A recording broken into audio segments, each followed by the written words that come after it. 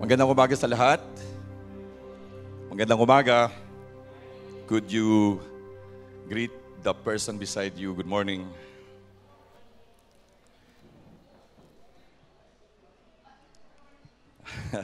And of course, yung sa likod nyo rin. Yung sa likod. Baka di nyo nakikita ko sino sa likod ninyo. Something happened to my laptop. I can't see my script, but I have my presentation. So let's pray na tuloy-tuloy lang yung mensahe natin ngayon. Something happened to my laptop. This is the first time this morning, so I think there's something that the Lord wants to tell me. But yeah, let's pray. Lord, magandang umaga po sa inyo. Naririto kami bilang inyong mga anak upang makinig sa inyong mga salita. Maraming salamat dahil alam namin, Lord, na meron kayong something in store for us. Especially, Lord, sa bagong series namin for the month of June. Lord, nothing can prevent us from hearing your message, from hearing your words, Lord. And we will continue, Father, to really give your utmost attention to you and we're focused, Lord, to your words today. So maraming salamat. We give you back the glory and honor. In Jesus' name we pray. Amen and amen. These 5 Sundays sa buwan ng Mayo, mamaya na, I'll let you know. Makakarinig tayo ng mga mensahe about a framework that our bishop has been espousing for so long. In fact, nung unang term pa lang niya, he wanted to make a review and updating of a certain framework where yung ating congregation or yung ating kamakop will be able to use for the expansion of the kingdom of God and para mapalaganap yung mga salita ng Panginoon pang tayo rin ay ma-equip. And so, pagkatapos na magawa na meron ng mga updating, nag-iprinta yung bagong manual. In fact, si Pastor Ryan may bagong manual. Hindi lang niya dala. Ako di ko rin dala. But we have a manual na masyadong makapal. Right? So, what he did was to have it printed out and i-roll out sa lahat ng mga leadership ng Kamakop. In fact, he gave this memo. He printed this one out. Yung memo, yan. So, sinulat nito ng ating bishop, si Bishop Ed Cajes, para tayong lahat ay magkaroon ng guidance na talagang this time around, it will be purposeful. So last year, nagkaroon ng rollout, and in fact, ang CMT, ang pastoral team, and some of the CMT members ay nag-attend noong February 10 ba, Pastor? February 6? February 10, doon sa Bangal, sa Butolan, for the rollout dito sa atin sa zone. Kasi nag-umpisa sa headquarters, tapos sa mga regional offices, and then sa district office, and then sa zone. And then on March 16, nagkaroon tayo ng ating sariling rollout dito para sa buong CMT, para magkaroon ng rollout doon sa framework na gagawin. Actually, ang framework na to mga kapatid ay na-roll out na sa atin to sometime in 2012 or 2014 if I'm not mistaken. Pero nung mga time na yon, yung implementation nun, the whole nationwide sa Kamakop was very weak, at the same time hindi siya intentional. Ngayon gustong gawing intentional ng ating leadership. 3 na naman kasi ang gustong ipasabi sa atin ng ating bishop. Number 1 is discipleship, number 2 is worship, number 3 is ito nga, yung framework, yung sending the message to everybody. Lalong-lalo doon sa mga hindi pa nakakarinig talaga nito. So, wider ang tawag dito mga kapatid. Naalala mo, marami tayong nilagay dyan noon, winning, right? So, this time around, we will start the ball rolling, and our theme for this month will be, let's get wider. On June 16th will be Father's Day. Meron tayong sorpresang speaker. And the speaker will be speaking about fathers, but at the same time about discipleship. Okay? So ito yung pag-uusapan natin sa buong month ng June. And so let's get the ball rolling. Umpisahan natin sa umagang ito. Ito yung ating magiging theme or title sa umagang ito. Winning the Lost for God. Siguro, sa ating mga isip, we always asking deep inside our hearts, why should we win people for God? What's the purpose? Ano ang aim? Bakit kailangan lagi nitong maririnig? Why do we have to always hear these words like discipleship or loving the lost or tayo ay sent, and every time in every circumstance and every situation tayo inilagay doon upang ma-share natin. Hindi disgrasya na nandun tayo. Why? Why do we always have this? Right? Yung mga verses na ating babasahin later on ay merong kahulugan patungkol dito. We have to win the lost for God because we are called to call. So we are called to call. Later on, we will be reading the verses na reference natin, which can be found in 1 Peter chapter 2 verses 9 to 10. But I will be reading from chapter 1 from verse 1 for context.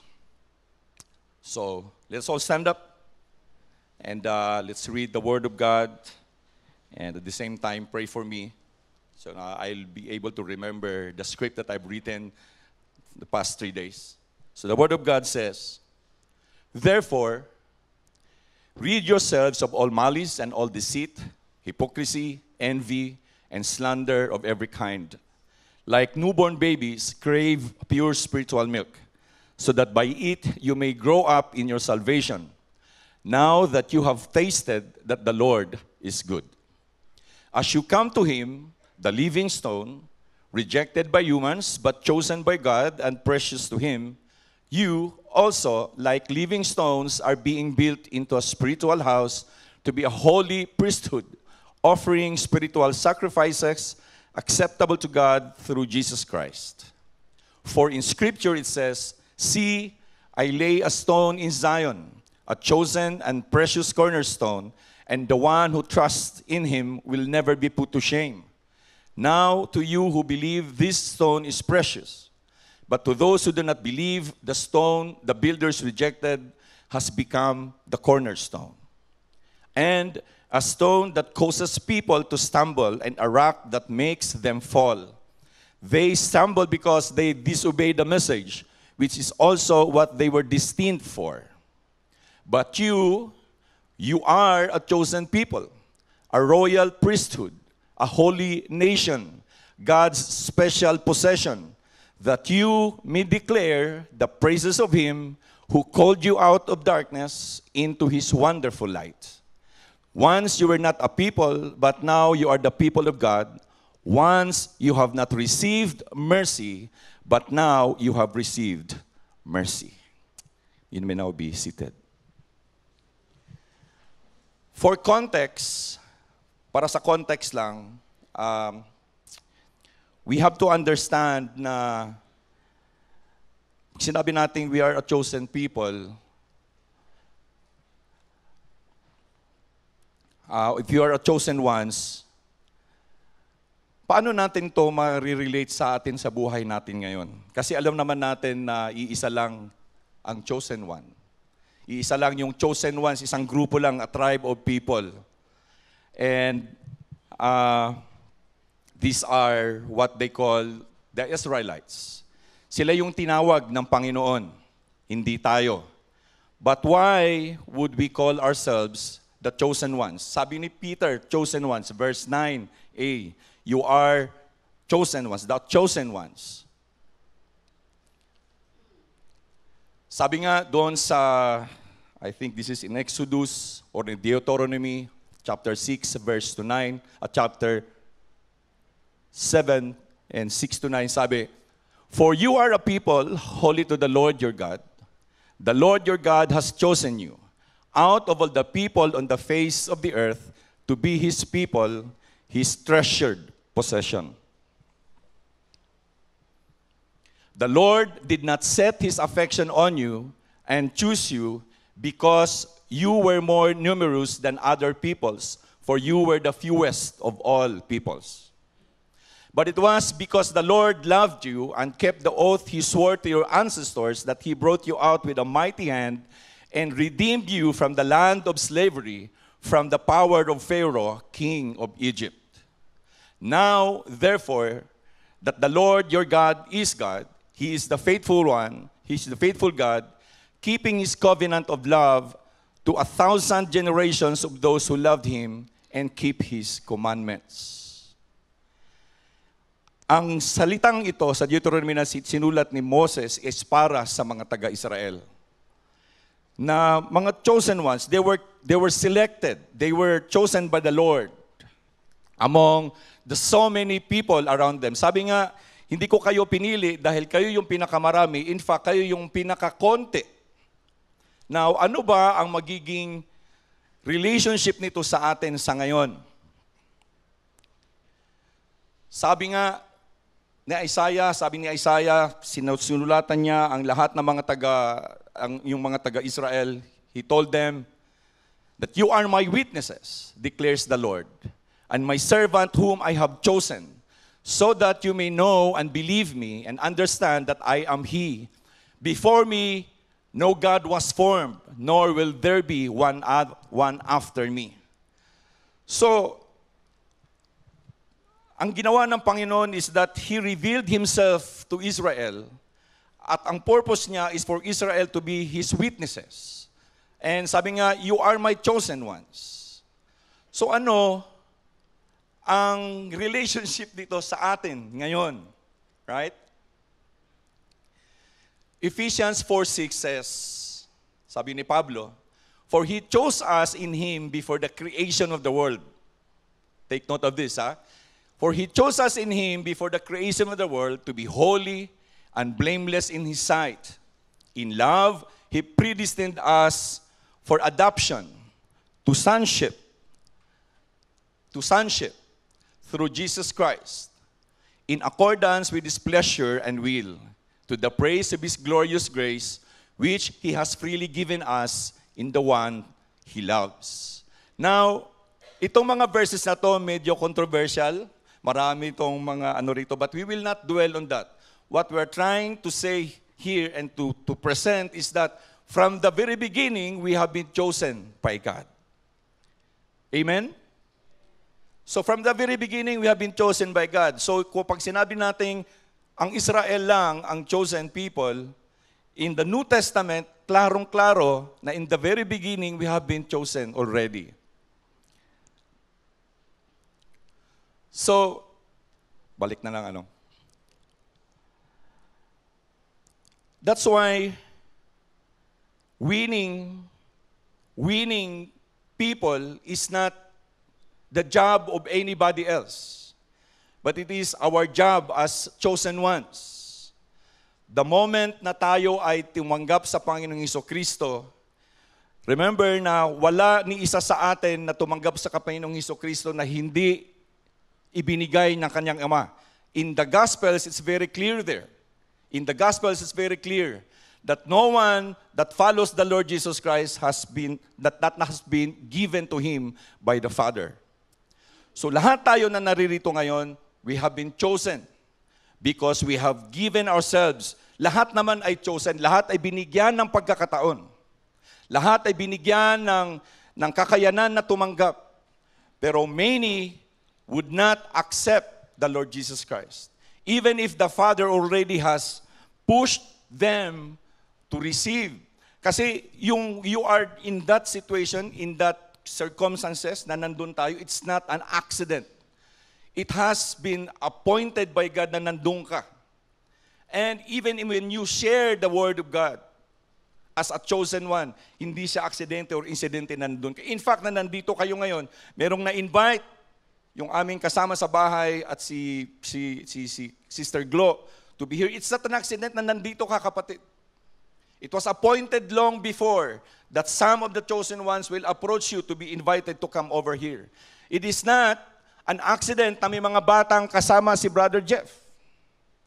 na nagpupunta rito because long before it has been appointed by God na narito sila sa araw na to. Do you believe that? Before the creation of the world, we already been chosen to be holy and blameless in His sight. Okay? So that's why mga kapatid, meron tayong dapat gawin.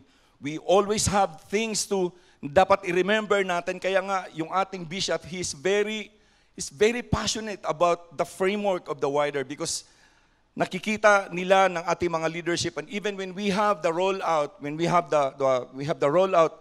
meron talagang kakaiba. In fact, this was the first time that I admitted to your CMT na for so long, na-realize ko that I have not been doing my job. Preaching here is not my job. This is just every Sunday, but my job is to disciple people, to reach out people. That's my job.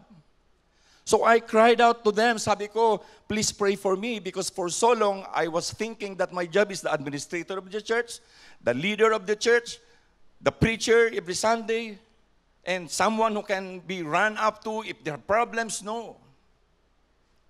That's why sabi ko sa kanila, I'm so sorry, I apologize.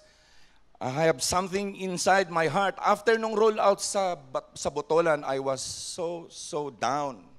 I was so guilty. Na I'm not really doing my job. Hindi ko ginagawa yung dapat kong gawin. Ang dapat kong gawin is to disciple. And so I remembered Ian. I remembered Japet. I remembered them. Kailan? The last time that I spoke to them one-on-one. Remember, we have been chosen. It's not an accident. Sabi ko nga, it is not an accident na nadala ako rito 21 years ago. I have a very relaxed life as a Christian in Davao. Pagdating ko rito 21 years ago, biglang nagbago yung aking spiritual life. ABCC was in need of a pastor because yung kanilang pastor, yung ating pastor that time was given an opportunity to become, to have a scholarship doon sa AGS. And so there will be no more pastor. And si Pastor Ador, me, Pastor Mike, sila ni Arnel, si Brother Marshall, we took turns in doing this Sunday. So, all the while, I was thinking, that's my job. To preach, to talk to people, stand in front. But no. My job and your job is to win people for God. Amen? That's why si Bishop Ed Kahis, he was very, very passionate about this kasi we cannot just stand and, sit down there and see the same face over and over again. Sundays in and Sundays out without new faces, without new souls that is being brought before the feet of the Lord. You see, alam ni Pedro to. He knows it very, very well na chosen sila. He knows this, that's why sinulat niya tong mga bagay na to. Kasi siya mismo narinig niya ang Panginoong Hesukristo. When the Lord Jesus Christ stand up on the mount, when He delivered the Beatitudes, narinig ni Pedro to. What do you think?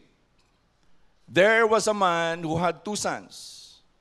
He went to the first and said, "Son, go and work today in the vineyard."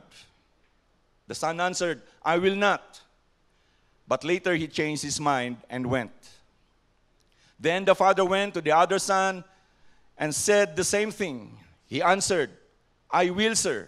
But he did not go. Tanong para sa ating lahat, which of the 2 did what his father wanted? Alam ko na one time in our lives where we were asked to go out. And we promised, yes, we will.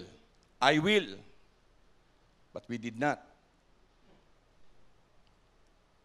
Meron sa atin dito na, yes, we went out, then wala nang follow through. But the Lord Jesus Christ is posing these questions to us, sa ating lahat ngayon. Answer it silently in your hearts and in your mind. Have you did what the Father wanted? Remember, we have been chosen since creation. Ito pa. We are royal priests. Isa lang naman ang grupong priest. Alam natin yun. Only the Levites. Only the Levites. In fact, King David attempted to become, si King Saul attempted to become a priest. And he was punished because of that. The king of Israel cannot even become a priest. Dahil iisa lang ng tribo na binigyan ng kakayanan o binigyan ng responsibility to become a priest. Ang mga priest nung unang panahon, sila yung tagapamagitan sa pamagitan between the Israelites and God. No one can come into the holies of holies except the high priest. Pero bakit sabi ni Peter, we are a royal priest? Paano tayo naging priest? Paano tayo hindi pa ordinaryong priest? Ito talagang royalty. Talagang royalty. Hebrews chapter 7 verse 17, the author of this book says, in verse 17 says, it is declared you are a priest forever in the order of Melchizedek. Sino ang sinabihan nito, mga kapatid? The Lord Jesus Christ. The story of Melchizedek, you can find the story of Melchizedek in just few verses. He's the king of Salem. At the same time, he is the priest of Salem. In Genesis, unang lumabas ang pangalang Melchizedek. He is the high priest. He is a king, he is a royal priest. And in Hebrews, the Lord Jesus Christ was given the title as a priest forever in the order of Melchizedek. Ibig sabihin, he is a kingly priest, a royal priest. How does this delay relate to us? Romans 8:17. Remind and remember this, mga kapatid. Now, if we are children, then we are heirs, heirs of God and co-heirs with Christ. If indeed we share in His sufferings in order that we may also share in His glory. Tagapagmana ang Panginoong Hesukristo. But since the previous verse here says that we are children of God, so ibig sabihin, tayo ay tagapagmana na kasama ng Panginoong Hesukristo. Amen? If we are co-heirs of Christ, and if Christ is being described as a king, a priest forever, a royal priest in the order of Melchizedek, then that make us royal priest. Amen? So, ibig sabihin, hindi lang yung mga priest or hindi lang yung mga pastor ang pwedeng makipag-usap sa Panginoon. Tayo din. Ibig sabihin, kaya nga, ito yung meaning, mga kapatid, na hindi lang natin to nare-realize. We are priests, we are royal priests. Royal, ibig sabihin, ano tayo, yung, di ba, pagka may mga king, yung subjects doon, makita natin, di ba, parang they respect, they adore. Yun yung ibig sabihin ng royalty. Pero sa atin, hindi natin yun nare-realize, but we are royal priests when we follow the Lord Jesus Christ because we are co-heirs with Christ. So, ibig sabihin, hindi lang yung mga priests ang mag-intercede ngayon. We can also intercede on behalf of the people beside you. Amen? That's the reason why we are called royal priests, because now we have the authority. Meron na tayong otoridad at kakayanan to really intercede and to bring them forth. That's why winning is our job. That's why naalala ko doon sa ating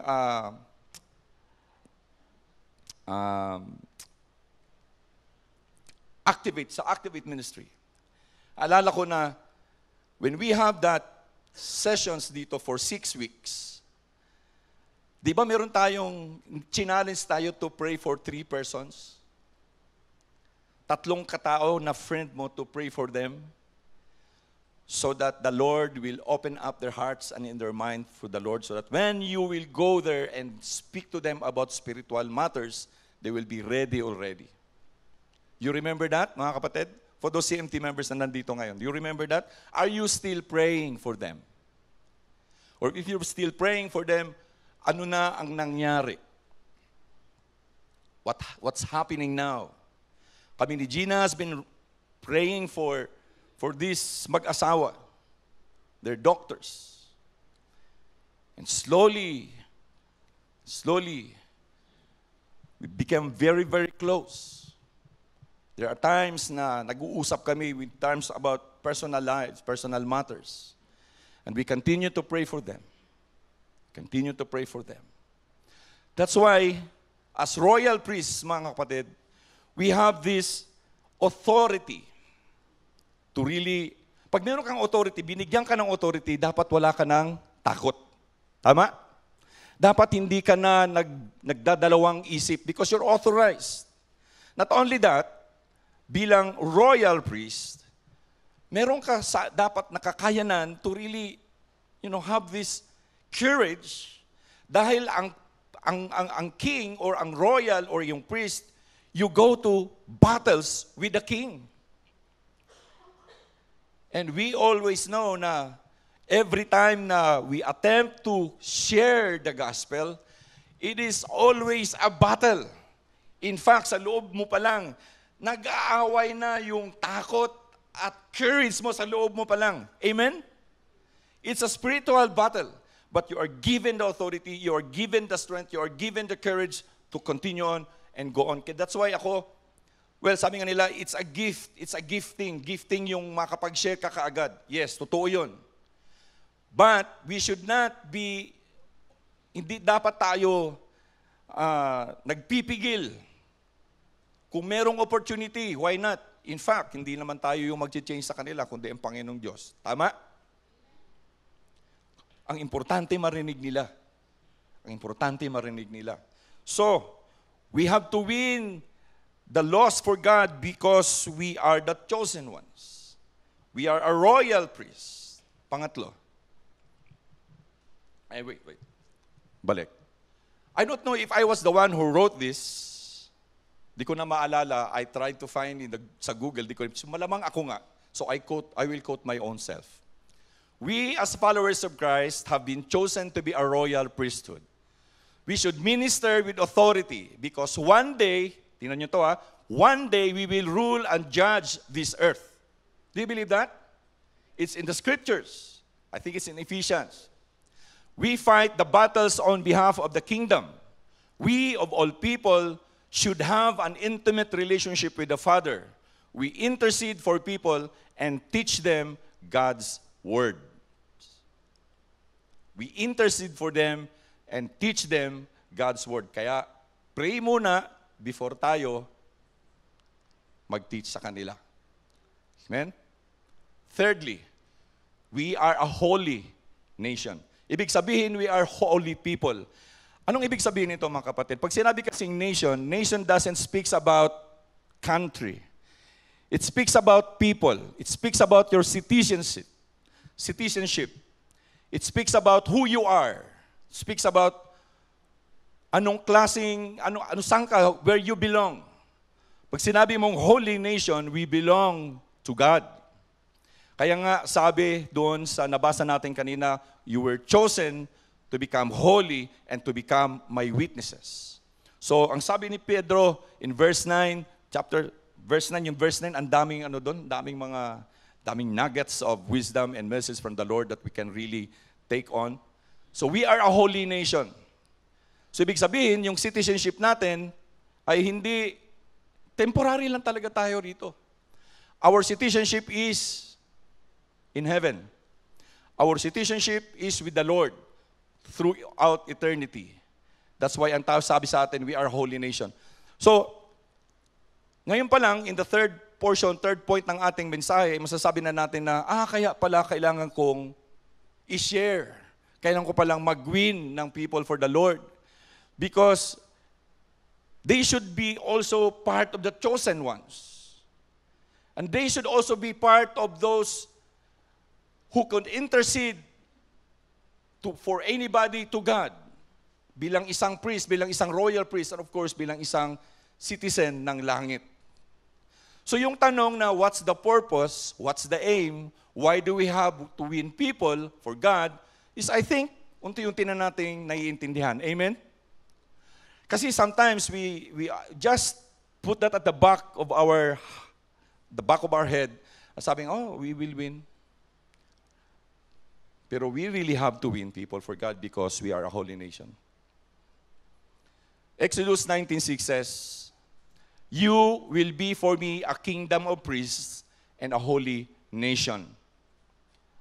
These are the words you are to speak to the Israelites. Alam nyo, nai-imagine ko na when the Lord was talking to Moses, and Moses was listening to the Lord, and he heard these words, na sinabi niya, that you will be for me a kingdom of priests and a holy nation. These are the words you are to speak to the Israelites. Ibig sabihin, siguro, Moses was teary-eyed. There's this sense of pride in Moses na among all the so many peoples, he was selected, or they were selected. Iniisip ko nga mga kapatid, I think it's in my script, hindi ko lang mabasa, that among the 100 million Filipinos, you are one of those kasama ko as chosen by the Lord to be His witness. It's a privilege. Hindi siya, mga kapatid, hindi siya yung ibibigay na. So no, it's a privilege that were given to us na part tayo doon sa kingdom of priests and a holy nation. You see, when we talk about spirituality, sa mga bagay na ganito, parang iniiwan lang natin yan dito sa loob ng simbahan. Sa loob ng building. Spiritual lang ako, I'm just a priest and I'm just holy with pag nandun ako sa loob ng aming bahay-sambahan. No. When the Lord spoke these words to Moses, they were at the wilderness. And Moses was looking at the promised land with all those people there. And sabi ni Moses, hindi lang ang land ang i-conquer namin, Lord, kung hindi pati ang mga tao na nandun. Now look at the wilderness that you have right now, mga kapatid. We belong to a kingdom of priests and we are a citizen of heaven. You see, mahirap na mag-isip tayo ngayon na tayo lang ang mapupunta sa langit. Isn't that selfish? Think about your loved ones. Are they sure where they're going after death? After this life? Saan sila pupunta pagkatapos ng buhay na to? Kasi tayo, I don't know sa inyo, pero ako, I believe that after this life, this earthly life, there's an eternity. There's an eternal life. How about sa inyo? Naniniwala ba kayo? O ngayon, kayo lang pupunta?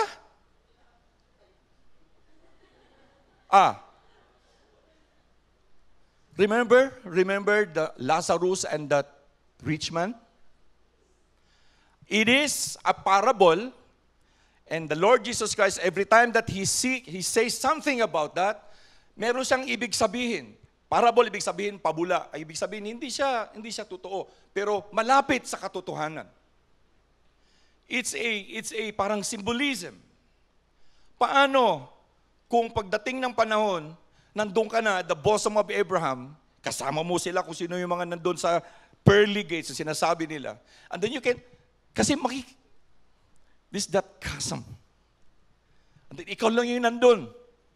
Then makita mo yung nanay mo, kita mo si tatay mo, or yung kapatid mo na hindi matagal mo nang pinaplanong isiran pero hindi mo nasiran. Tapos nandun ka na. Tapos biglang, ba't di mo ko sinabihan?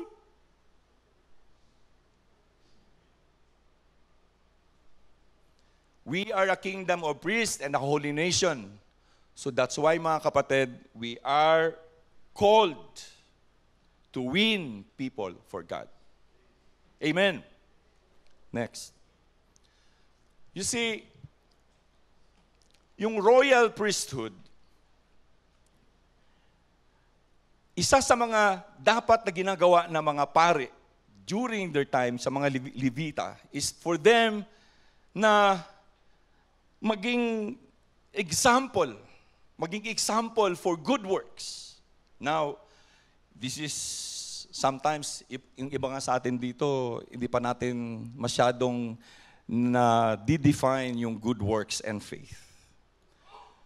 If you know how to define good works and faith, then you're a genuine Christian. Pero kung hindi mo pa na-define yan, mga kapatid, beware.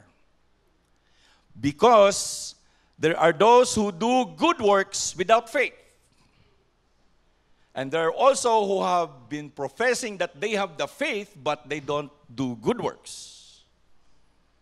In fact, meron ngang mga iba na mas mababait pa sa atin. Merong iba na hindi talaga marunong magmura.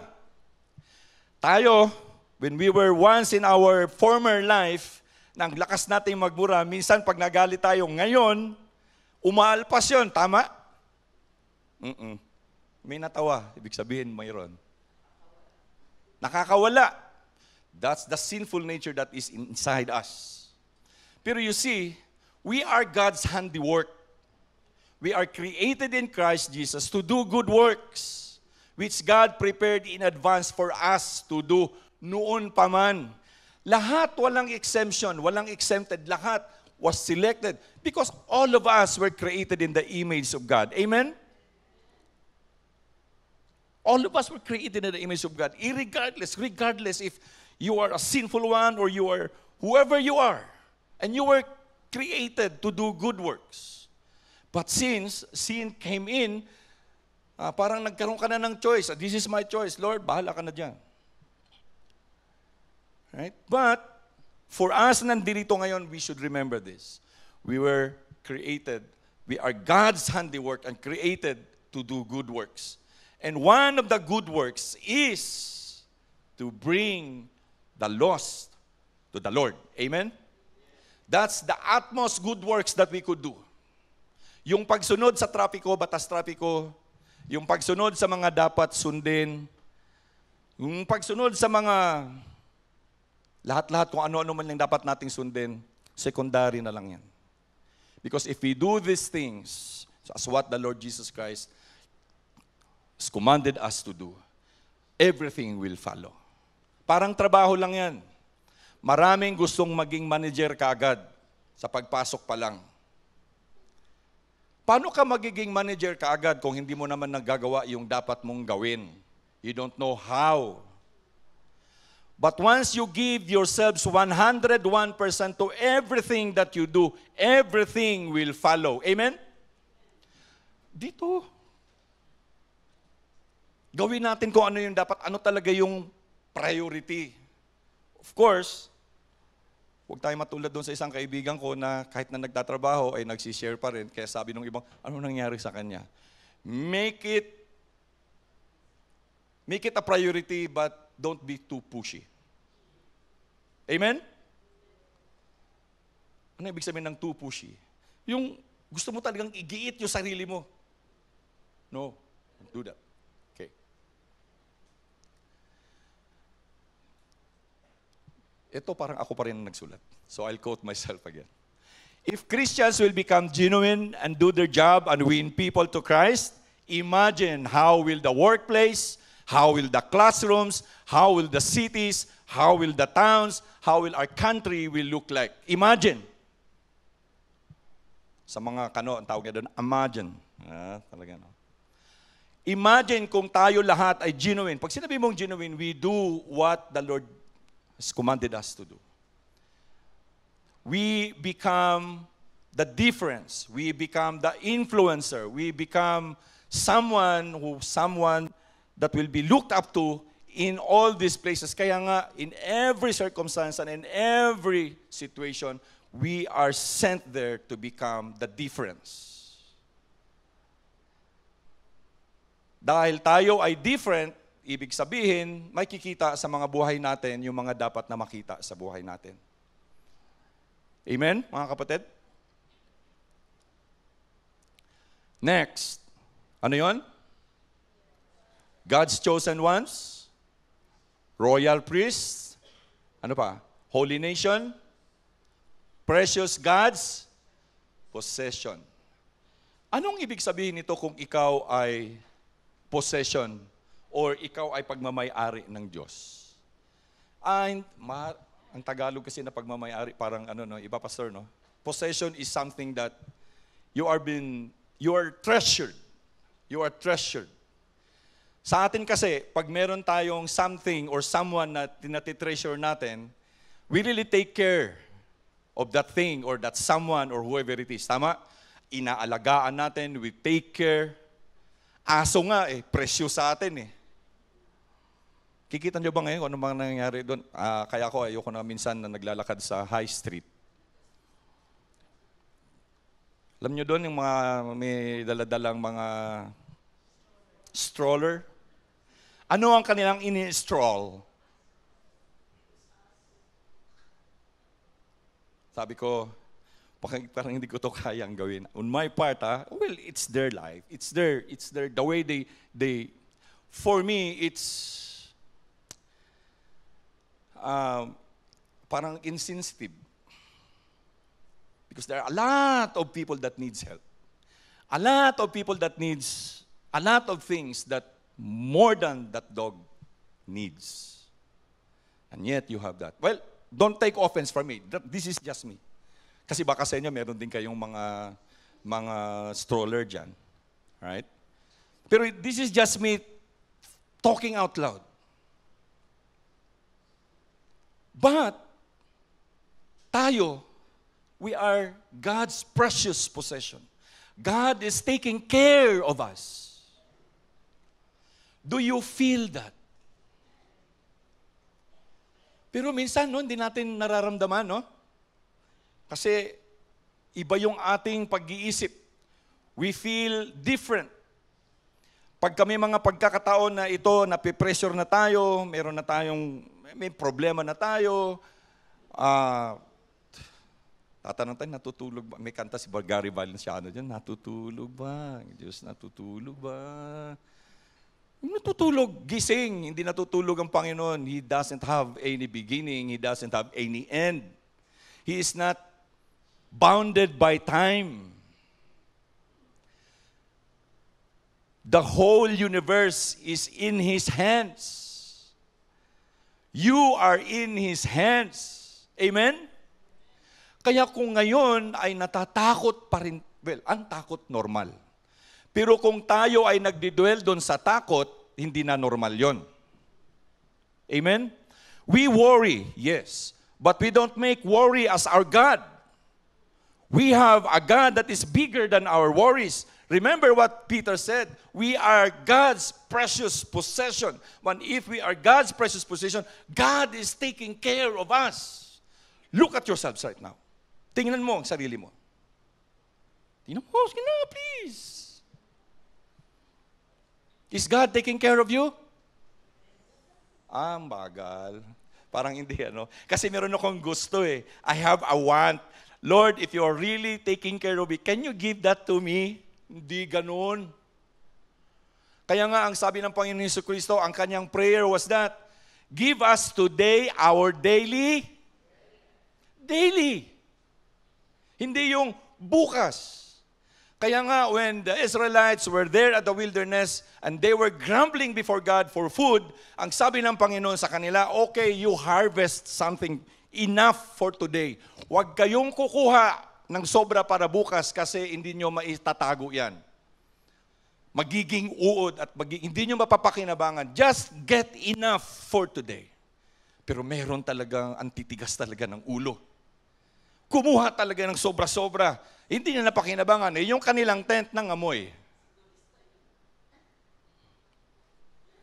There's one way of telling us that God is really taking care of us. All we have to do is take care of ourselves in return for God's glory. Oh, example. Nung Friday na, Friday ba yun siguro yun? Friday na, sabi ng Panginoon, Moses, tell the people. Kumuha sila ng good for 2 days kasi bukas is Sabbath, hindi sila pwedeng magtrabaho. Dapat kukuha na sila ngayon pa lang para bukas. Kasi kung bukas pa sila kukuha, wala na silang makukuha. Some got 2 days good for 2 days na consumption. Kinabukasan, okay sila. Yung iba, hindi, isa lang. Kinabukasan, wala sila makain. Pero, how would we relate that today? If we are really God's possession, all we have to do is really, follow what He wants us to do. Because He will take care of the rest. Alam nyo, wala akong ibang... Ito pala. Sabi niyo doon sa Deuteronomy chapter 7, verse 6. For you are a people holy to the Lord your God. Again, nandito na naman. The Lord your God has chosen you out of all the peoples on the face of the earth to be His people. His treasured possession. We are adopted co-heirs with Christ. So dapat ito kiniklaim din natin. Amen? Treasured possession. Now, ano ba sunod dito? Ito pa. Ang Panginoon, alam nyo, when you are down, when you are low, you are sad, you are in whatever you feel when you are negative, paano ba yan? You're emotionally down. Read Zephaniah 3:17. For the Lord your God is living among you. Amen? He is a mighty Savior. He will take delight in you with gladness. With His love, He will calm all your fears. He will rejoice over you with joyful. Haharanahin ka ng Panginoon every time na ikaw ay nalulungkot. So when you are down and out, remember that God is with you and God is singing with His still small voice of that rejoicing of joyful songs. Minsan kasi, we put walls on the left, on the right, in front, at the back, at sabihin natin, huwag niyo akong gagalawin ngayon. Malungkot ako. Yung iba naman, kape tayo. Ayan. Sabi, ayoko ng 3-in-1. O di, brood. Pagdating doon, kala mo yung kape makaka-relax, hindi rin nakaka-relax kasi pagdating doon ang pinag-uusapan, problema pa rin. It's okay to share. But please, mga kapatid, do not dwell on those things because every time that we are emotionally down, God is rejoicing over us and He's singing joyful songs for us. Remember that. Amen. Can I hear an amen to that? Yan. Wala akong ibang maisip na treasure.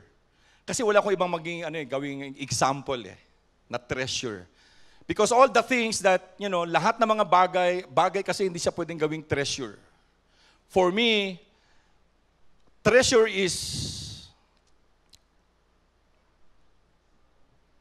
last week, kaya wala kami rito. Nag-usap kami ni Gina, na gusto namin bumalik ng Sagada.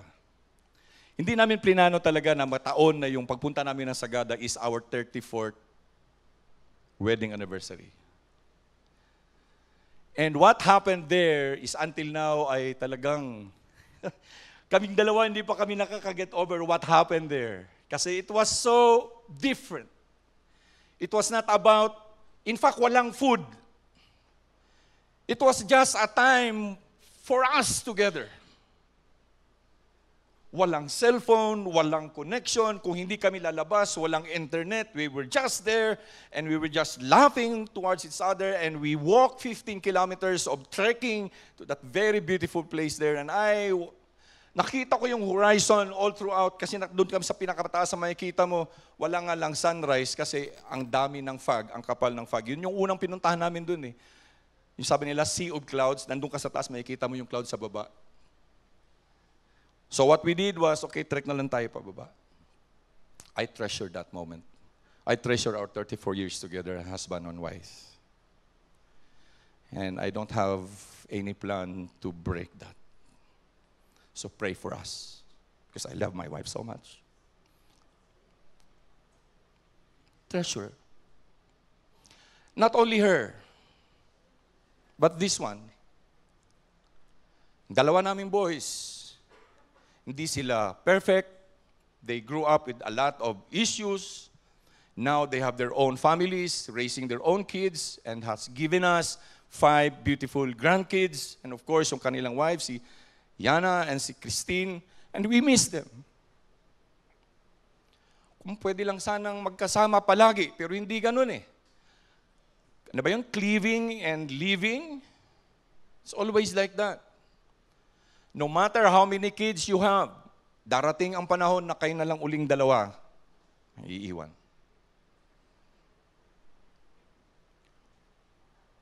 Treasure. So you treasure that.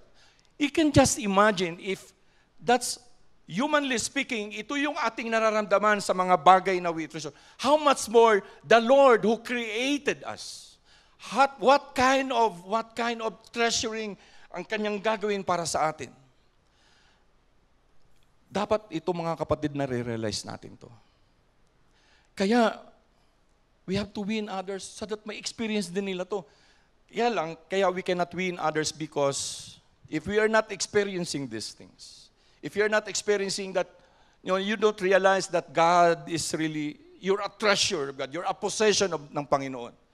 That He cares for you, that, that He loves you. Sa akin, mga kapatid, what I have right now, I don't consider it a blessing.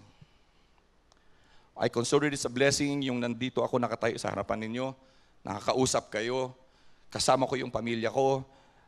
That for me is a blessing. That for me is one sign that God is taking care of me. Kasi nga, nagkikita-kita tayo every time. The rest is just bonus. Bonus lang.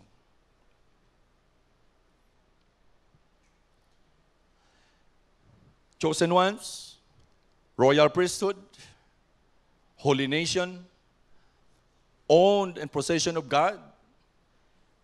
Most of all, mga kapatid, we receive His mercy. Verse 10, basahin natin. Tingnan nyo ha, once you were not a people. So ibig sabihin, hindi tayo kasama. And then, sinabi ni Peter, but now you are the people of God. Dati, wala tayong Panginoon. We live on our own. We have our own definition of happiness. We have our own definition of joy.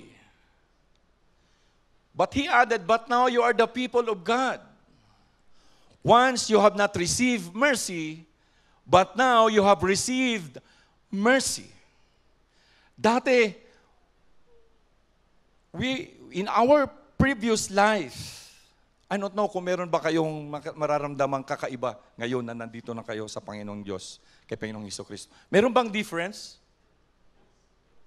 Is there a difference in your former life before and today that you are with the Lord Jesus Christ, that you have received His mercy?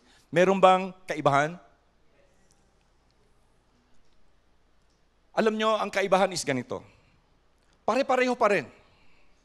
We still feel doubt. We still feel fear. We still, nararamdaman pa rin natin lahat yung mga problema.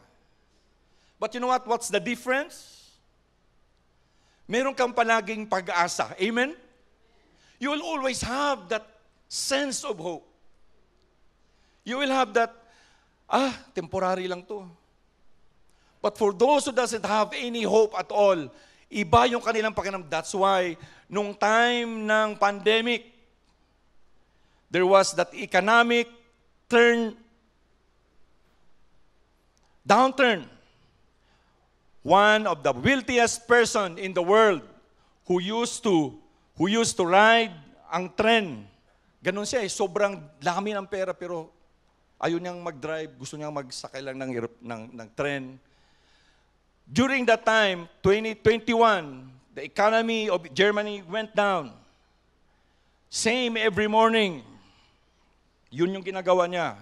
Nung makita niya na yung kanyang index sa market ng kanyang company is dipping down, dipping down, dipping down. One morning, what he did when the train was still at full speed, wala siya doon sa terminal, nandun sa gitna. He jumped. He died.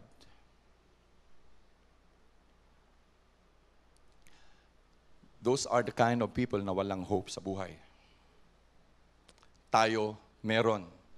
The mercy that is given to us, alam natin yung mga kapatid, it's always the grace of God. Amen? Alam nyo, kaya kailangan natin to share, kailangan natin na i-win, kailangan natin na meron tayong sense of winning other people, especially the lost, or yung closest sa atin to the feet of the Lord. So that like us, they can become the chosen ones. They can become a royal priest. They can become a holy. Hindi yung holy na ganun tas hindi na makabasag pinggan. Holy ibig sabihin, meron kang kakaiba sa buhay mo. Sa puso at sa isipan. And then, you're a possession of God, that God is really taking care of you. And you will also receive mercy. When you receive mercy, lahat ng mga nararamdaman natin mga kapatid, if we have that, we know na temporary lang tayo rito. This is the reason why kung bakit tayo nakakarinig palagi ng mga sermons and the Word of God. At the end of the day, it's always the Lord's glory. There is a song that says, the chorus says, I don't know if I can memorize it. Sabi na, if I can only have Jesus in my life, even if you take the world from me, it's okay. If I have Jesus in my life, even if everybody is out in my life, it's okay for me.